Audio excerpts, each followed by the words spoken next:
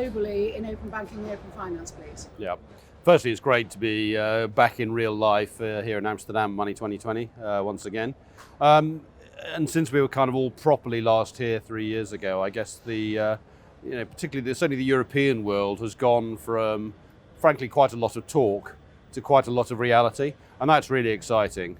We've seen, M&A, of course, but we've also seen a lot of new services being built, real customer engagement, real transaction volumes, and really a move from theory to practice.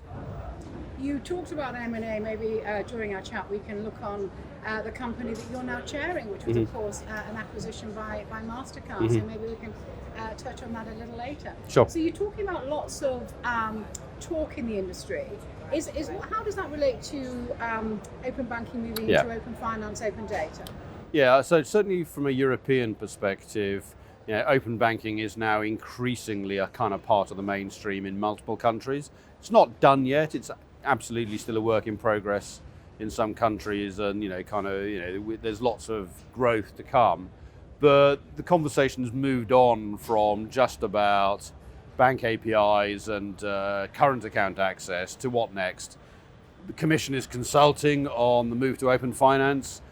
We think that's absolutely right. The growth of data sources, hugely important. I mean, from our perspective at Mastercard, we think that the biggest single area of value from the whole open banking / open finance phenomenon is in support of lending use cases, whether that's for consumers or businesses actually.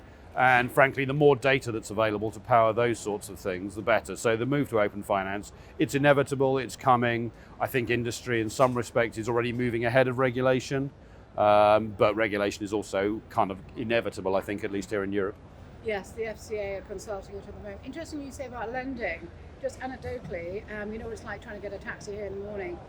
We shared a taxi with SaltPay. They're a venture capital company, right, and they're investing quite heavily into that space. They're saying. So interesting. Yeah. I mean, you mentioned Mastercard's acquisitions. Yes. In 2020, we bought a business called Finicity in the US. Yeah.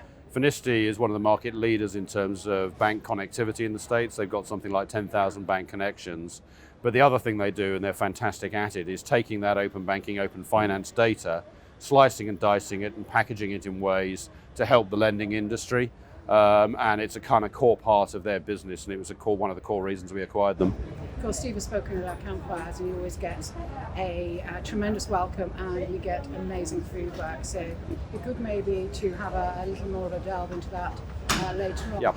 So to talk about the other acquisition then, now correct me, how do we pronounce it? It's a bit of a debate, you tell me. Yeah, so in 2021, we closed it towards the end of last year, therefore. We bought a business headquartered in Copenhagen, Denmark, called Aya. As you say, I now chair that business, which is a real privilege. It's a great team. They have connections to something like, I think at the last count, 3,000 banks across 18 European countries. Great business. I guess central gravity today is in the Nordics in terms of where the bulk of their clients are, but that's rapidly growing, and they're becoming a core part of, and they're in Mastercard's European open banking business, and delight to work with. So can we talk a little bit more about what they do, so we can share that with our community, so it's not a well-kept secret? Yeah, no, their first job, like lots of players in this space, is all about the connections to banks and bank APIs. And one of the reasons that for us set them apart and why we chose to ultimately acquire them versus other possible players is just how hard they work to make sure that those connections really work. Indeed, their tagline, their strapline is open banking that simply works. They invest heavily in making sure the connections really do work end to end.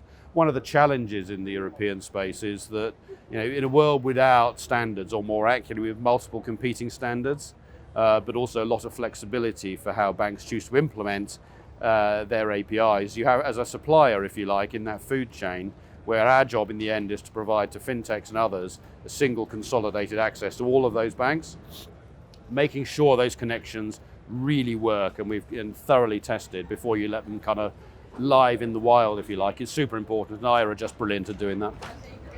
And so we've got anything exciting that you can share that we need to look out for from them this year? We just this week announced, the IR team announced an enhancement on their payment APIs, a thing called Pay by Link, announced here at Money 2020, and that's a great tool which basically provides a biller or other service provider who wants to accept payments, just simply embed a link or embed a QR code or whatever, however they want to do that, to make it really easy for their customers to just trigger an open banking payment. Super, look forward to learning more about that. That's a lovely segue, Jim, to talk about Europe. What's happening in Europe and what do we all need to be looking out for, please?